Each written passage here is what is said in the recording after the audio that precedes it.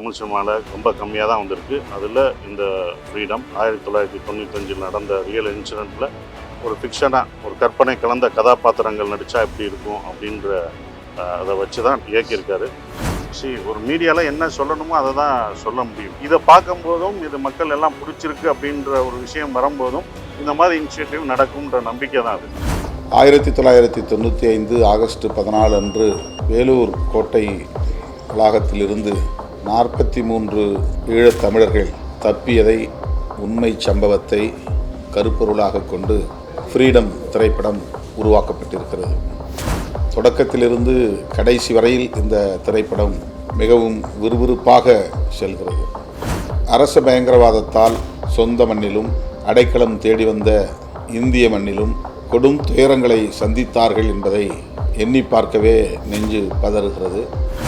அரசின் புலன் விசாரணை என்பது எத்தகைய தன்மை படைத்ததாக இருக்கிறது என்பதை இந்த திரைப்படம் நமக்கு உணர்த்துகிறது.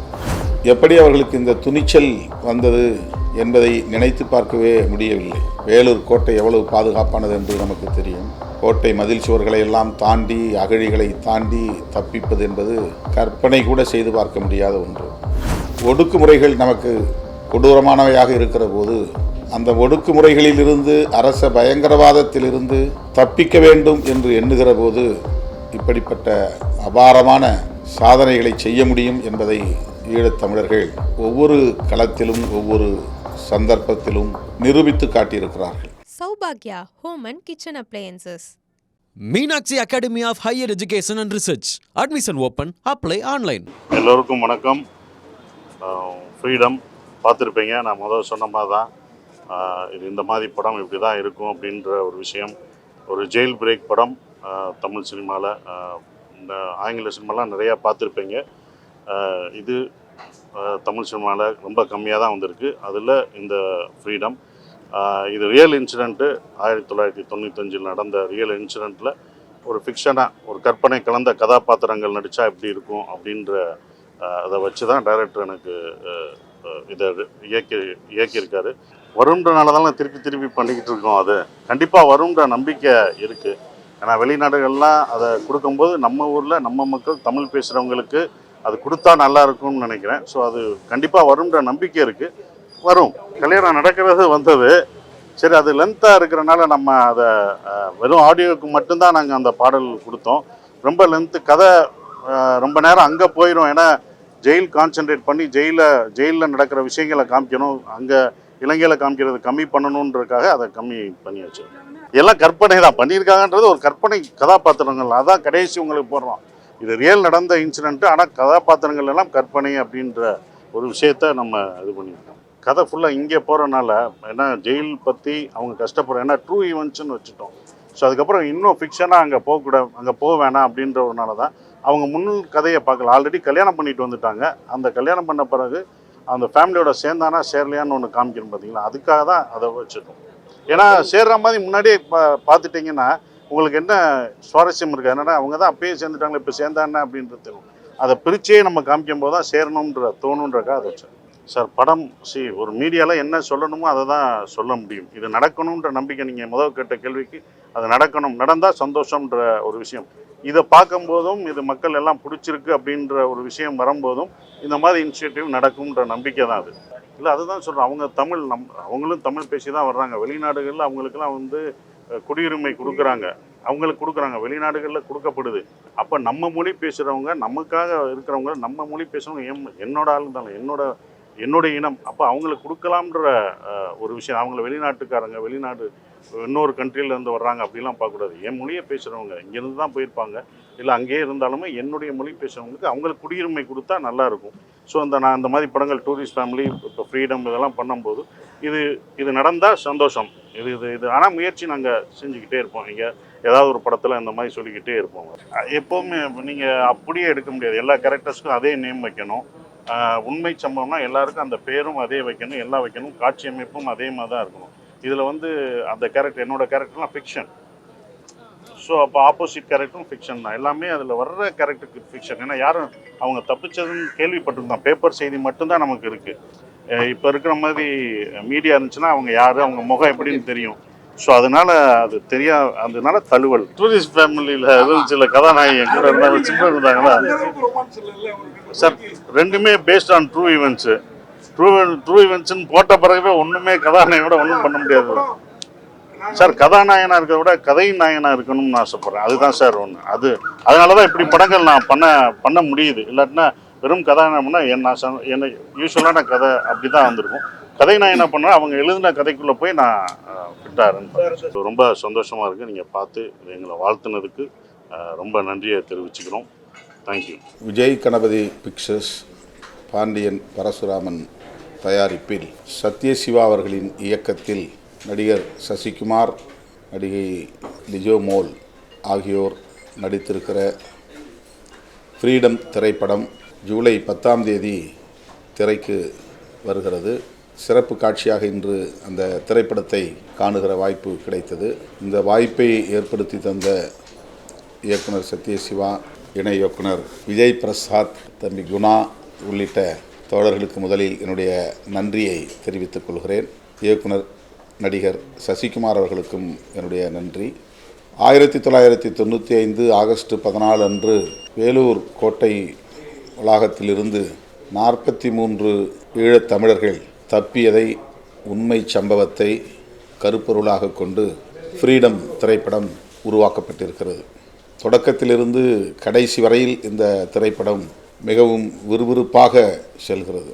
1990 95 வரையில் 5 ஆண்டு காலம் விசாரணை கைதிகளாகவே வேலூர் கோட்டைக்குள்ளே திப்பு மகாலில் அடைக்கப்பட்டிருந்த ஈழத்தமிழர்கள் அங்கிருந்து எவ்வாறு தப்பிச் சென்றனர் என்பதை விவரிக்கிற ஒரு திரைப்படம். ஈழத்தமிழர்கள் எந்த அளவுக்கு அரச பயங்கரவாதத்தால் சொந்த மண்ணிலும் அடைக்கலம் தேடி வந்த இந்திய மண்ணிலும் கொடும் துயரங்களை சந்தித்தார்கள் என்பதை எண்ணி பார்க்கவே நெஞ்சு பதறுகிறது. மேனால் பிரதமர் தமிழ்நாட்டில் படுகொலை செய்யப்படுகிறார். அதனையொட்டி மண்டப முகாமிலே வைக்கப்பட்டிருந்த அகதிகளில் சிலர் கைது செய்யப்படுகிறார்கள் சந்தேகத்தின் பெயரில். அந்த சம்பவம் நடந்த நாளிலிருந்து 6 மாதத்திற்கு முன்னால் யாரெல்லாம் ஈழத்திலிருந்து இங்கே வந்தார்கள் என்று பட்டியலெடுத்து அதிலே சந்தேகத்திற்கிடமானவர்களை விசாரணைக்காக அழைத்து வருகிறார்கள். அவர்களுக்கென்று தனி இடமாக அந்த வேலூர் கோட்டையை தேர்வு செய்து அங்கே அடைத்து வைக்கிறார். அவர்கள் மீது சந்தேகம் மட்டும்தான் விசாரணை கைதிகள். ஆனால் சிபிஐ விசாரணை தனியே நடக்கிறது. மேனால் பிரதமருடைய படுகொலை குறித்து அதிலே உண்மையான குற்றவாளிகள் இன்னன்னார் என்றெல்லாம் வழக்கு பதிவாகிறது. அப்படி இருந்தும் இவர்களை விடுவிக்கவில்லை. அரசின் புலன் விசாரணை என்பது எத்தகைய தன்மை படைத்ததாக இருக்கிறது என்பதை இந்த திரைப்படம் நமக்கு உணர்த்துகிறது. அவர்களில் ஒருவர் கூட குற்றவாளி இல்லை. சிபிஐ விசாரணையில் அது புலப்படுத்தப்படவில்லை. சந்தேகத்தின் பெயரில் அழைத்து வரப்பட்டவர்களை 5 ஆண்டு காலம் உள்ளேயே அடைத்து வைத்து பல்வேறு வதைகளுக்கு உள்ளாக்குகிறார்கள். அதை மிக தத்துரூபமாக காட்சிப்படுத்தியிருக்கிறார்கள். வசனங்கள் ஒவ்வொன்றும் நறுக்கு தெரித்தார் போல் இருக்கின்றன. குறிப்பாக கதாநாயகன் சசிகுமார், கதாநாயகி லிஜோ மோல் மற்றும் அந்த பாத்திரங்களோடு நெருக்கமாக இருப்பவர்கள் ஈழத்தமிழை மிக அழகாக உச்சரிக்கிறார்கள். அப்படியே நம்மை ஈழ மண்ணுக்கு இட்டு செல்வதாக அது இருக்கிறது. 1990களுக்கு நம்மை அழைத்து செல்கிறது. எப்படி அவர்களுக்கு இந்த துணிச்சல் வந்தது என்பதை நினைத்து பார்க்கவே முடியவில்லை. வேலூர் கோட்டை எவ்வளவு பாதுகாப்பானது என்று நமக்கு தெரியும். கோட்டை மதில் சுவர்களை எல்லாம் தாண்டி, அகழிகளை தாண்டி தப்பிப்பது என்பது கற்பனை கூட செய்து பார்க்க முடியாத ஒன்று. ஆனால் ஒடுக்குமுறைகள் நமக்கு கொடூரமானவையாக இருக்கிற போது அந்த ஒடுக்குமுறைகளிலிருந்து, அரச பயங்கரவாதத்திலிருந்து தப்பிக்க வேண்டும் என்று எண்ணுகிற போது இப்படிப்பட்ட அபாரமான சாதனைகளை செய்ய முடியும் என்பதை ஈழத்தமிழர்கள் ஒவ்வொரு களத்திலும் ஒவ்வொரு சந்தர்ப்பத்திலும் நிரூபித்து காட்டியிருக்கிறார்கள். ஏறத்தாழ ஓராண்டு காலம் தாங்கள் தங்கியிருந்த அந்த கோட்டைக்குள்ளே கழிப்பறை வழியாக மெல்ல மெல்ல தோண்டி ஒரு நீண்ட தூரம் சுரங்கப் பாதையை அமைத்து ஒரு முறை இருமுறை தோல்வியடைந்து பிறகு அந்த பாதையை வெற்றிகரமாக அமைத்து அவர்கள் அகழியிலே குதித்து நீந்தி தப்பித்து சொந்த பந்தங்களை சந்திக்கிறார்கள். அந்த காட்சி கண்கலங்க வைக்கிறது. சசிகுமாரும் அவருடைய மனைவி பிள்ளை இவர்கள் சந்திக்கிற அந்த காட்சி நமக்கு பெரிய ஆறுதலை தருகிறது. ஒடுக்குமுறைகள் எந்த அளவுக்கு நம்மை சாதிக்க தூண்டுகிறது என்பதற்கு இந்த திரைப்படம் ஒரு சான்றாக சாட்சியமாக விளங்குகிறது. 43 பேர் தப்பிக்கிறார்கள். அதிலே 20 பேர் பிடிபடாமல் தப்பித்து இலங்கைக்கும் கனடாவுக்கும் போய்விடுகிறார்கள். 23 பேரை மறுபடியும் காவல்துறை பிடித்துக் கொள்கிறது. இது உண்மை சம்பவம். அது மேலும் நமக்கு துயரத்தை தருகிறது.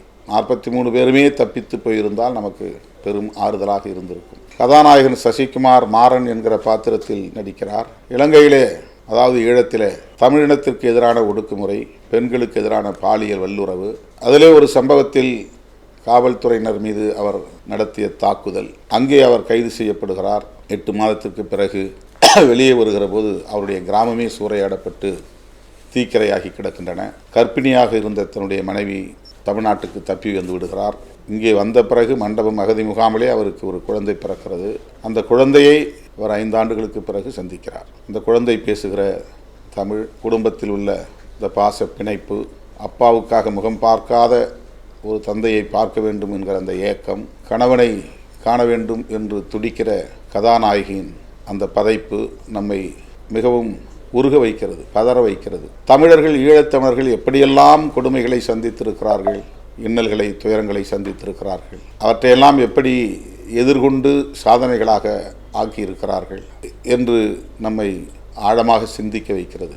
ஒரு அரசியல் தலைவரை, ஒரு தேசத்தின் மேனாள் பிரதமரை கொலை செய்த காரணத்தினால், படுகொலை நடந்த ஒரு சூழலில் என்னென்ன எதிர்வினைகள் நடக்கின்றன, எதிர் விளைவுகள் ஏற்படுகின்றன என்பதிலே இது ஒன்று. ஒரு உண்மை சம்பவத்தை, ஒரு வரி செய்தியை மையமாக வைத்து 2.25 மணி நேரம் திரைப்படமாக இது தயாரிக்கப்பட்டிருக்கிறது. மிக கவனத்தை ஈர்க்கக்கூடிய வகையில், நெஞ்சை உழுக்கக்கூடிய வகையில் ஒவ்வொரு காட்சியும் படமாக்கப்பட்டிருக்கிறது. காவல்துறையினர் ஒரே குழுவுக்குள்ளே அல்லது ஒரே சமூகத்திற்குள்ளே பகையை உண்டு பண்ணுகிறார்கள், அவர்களுக்குள்ளே மோதலை, இவையெல்லாம் இந்த திரைப்படத்தில் அதிகார வர்க்கத்தின் கோர முகத்தை நமக்கு தோல் உரித்து காட்டுகிறது.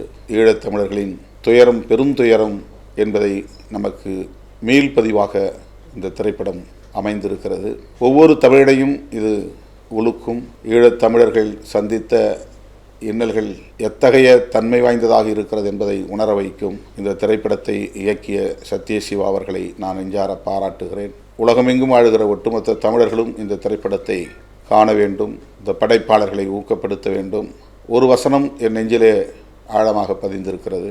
தொடக்கத்திலேயே வருகிற ஒரு வசனம், ஏதோ ஒரு நாட்டில் நாம் விருப்பம் போல் வாழ்வது சுதந்திரம் அல்ல, எங்கள் நாட்டில் சொந்த மண்ணில் சுதந்திரமாக வாழ வேண்டும், அதுதான் உண்மையான சுதந்திரம், அது ஒரு நாள் நடக்கும் என்ற அந்த வசனம். புலம்பெயர்ந்த நாடுகளில் வாழுகிற தமிழர்கள், அது இந்தியாவாக இருந்தாலும் சரி, ஐரோப்பாவாக இருந்தாலும் சரி, அமெரிக்கா, கனடா போன்ற நாடுகளாக இருந்தாலும் சரி, அங்கே நமக்கு கிடைப்பது விருப்பம் போல் வாழ்வதற்கான உரிமை, அவ்வளவுதான். ஆனால் ஈழமண்ணிலே நாம் வாழ்வது, நம் சந்ததிகள் விருப்பம் போல் வாழ்வதுதான் உண்மை சுதந்திரம். அதனால்தான் இந்த திரைப்படத்திற்கு சுதந்திரம் என்கிற பெயரில் ஃப்ரீடம் என்கிற தலைப்பை சூட்டியிருக்கிறார்கள். இது தப்பிப்பதை மையமாக கொண்டிருந்தாலும் அது எதற்கான முயற்சி என்றால் சுதந்திரத்திற்கான முயற்சி.